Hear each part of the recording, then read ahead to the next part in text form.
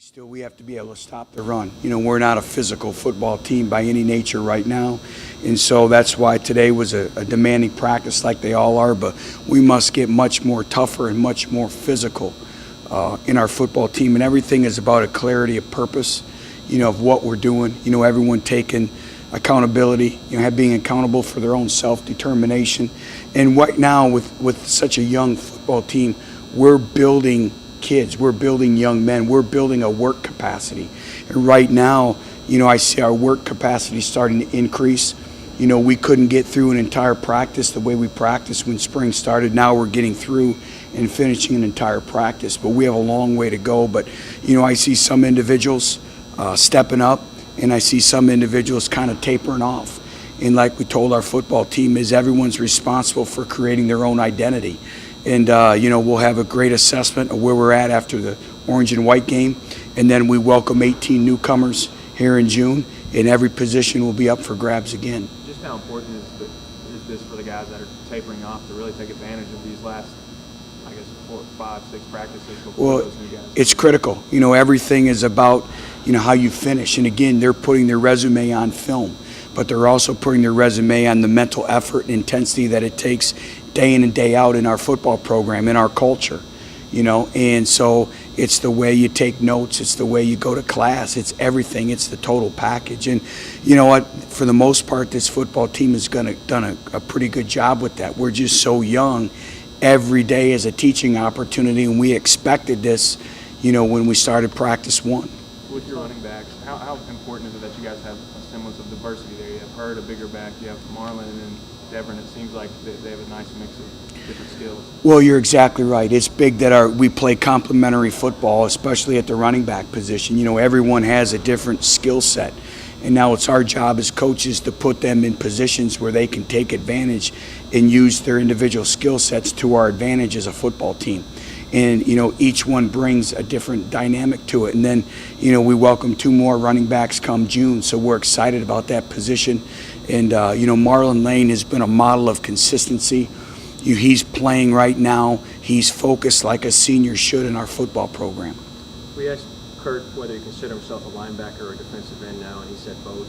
But for you, is there a point when you start to think of him more as a defensive end than a linebacker just because of the amount of snaps he's playing there? Right. Well, we're playing him in a number of those spots in positions, especially down, is because of repetitions. We want him to continue to learn. And, the Leo position is a hybrid outside linebacker, so he has to be able to do both in terms of rushing the passer, dropping in coverage, playing a tight end man-to-man. So we're going to ask a lot out of him, but, right now we're needing him to put his hand down just so he can get used. He's played linebacker as long as he's been 6, 7 years old. So, we want to make sure that he knows how to rush the passer, his fits, points on the quarterback when he rushes the passer. How do you drop from a 3-point? All the different things. So we're trying to force feed him as much as possible right now. He has a lot of volume going on right now in terms of scheme that we're asking of him. Butch, how different is your run defense, you think, without A.J. in there? I know A.J.'s been held out of scrimmage by a coach's choice. How different do you think that changed you, or when you watched on tape, is it more other things? Well, I think it's everything compounded. First of all, one of A.J.'s attributes or strengths is his instincts. All great linebackers have instincts to get to the football. He's played a lot of football here. He understands blocking schemes.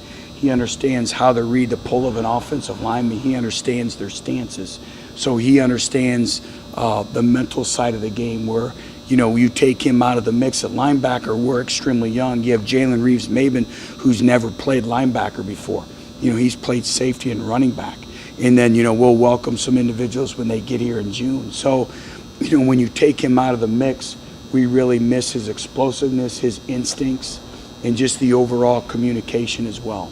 Tempo on offense, you said it was better. How close are you to where you want to play speed-wise, or being able to control tempo maybe? Well, the big thing is not control tempo. We want to dictate tempo.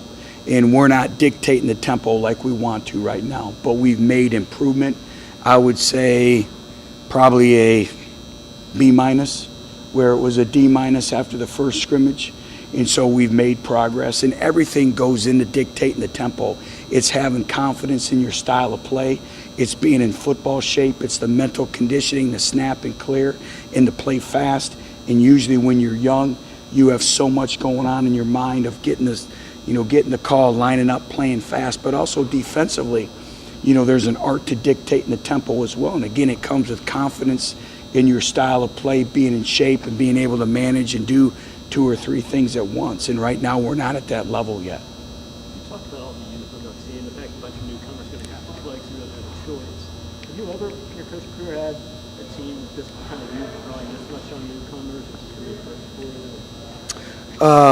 Well, one year at Cincinnati, I believe we had 11 seniors.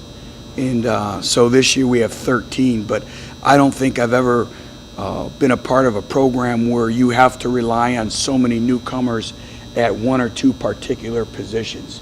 Usually your newcomers that are playing are, a couple at one position, a couple at this position, a couple at that position, where there's no secret.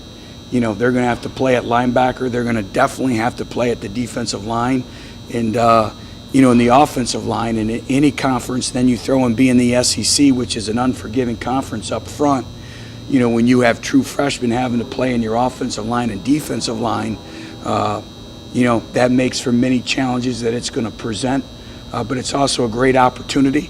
It's a great opportunity to attract the best of the best in the country in recruiting, because you're going to have an opportunity to play early at Tennessee at those positions. But it's a great challenge. But we knew that coming here, and that's part of building our football program. And I don't have a lot of patience, but we're going to have patience, and there's going to be growing pains that go through it, because especially in the offensive line, that's a developmental position. And it's where we're at in the program. You can't hide it. It is what it is.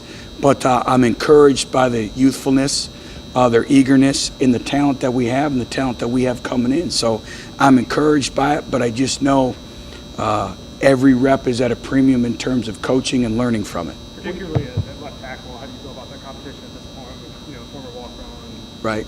The newcomer? Are you comfortable with what you have there? Well, obviously we'd like to have more competition and more competition across the board, and we're extremely thin up front. I mean, again, we have to do a great job of developing that. I think our players are doing a very good job of it. But, you're trying to cram, and everyone thinks you have 15 practices, but really, you really only have probably 11 practices in spring to really develop a mentality of a football team. And then 50% of your players have never been here before. So, in terms of going through a spring. So that's why, the intensity, everything that we do, it's clarity of purpose. It's them understanding why we're doing things. It's every moment's a teaching opportunity, but we have to live toughness every day. You can't be soft and expect to be tough on game day. So that's why we've done a lot of the drills that we've done. Was it started a walk-on? Quarterbacks the last 2 weeks. What do I need to see? What would you like to see in your quarterback? Just continual growth and development, the overall maturation process, taking care of the football, managing the game situations, situational football, being able to distribute the football, in playing instincts, being able to create plays. That's one of the big things about the quarterback position, is creating plays, when there's nothing there. And in creating a play may be throwing the ball away and not taking a sack.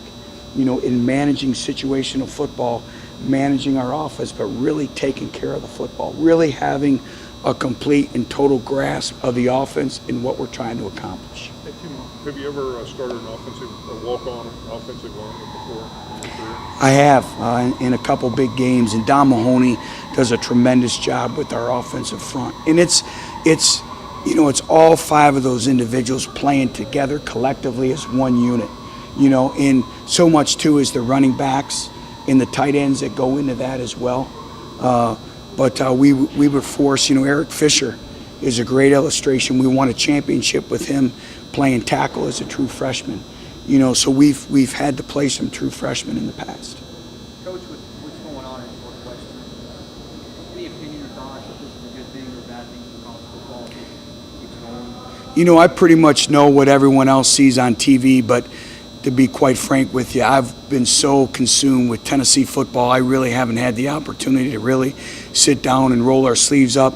We did a joint clinic with a number of schools here at Tennessee, and one of the schools was Northwestern, and had a chance to visit with a number of their coaches and speak about it. But I really haven't formed an opinion just because I've been so consumed with really trying to make our football team better.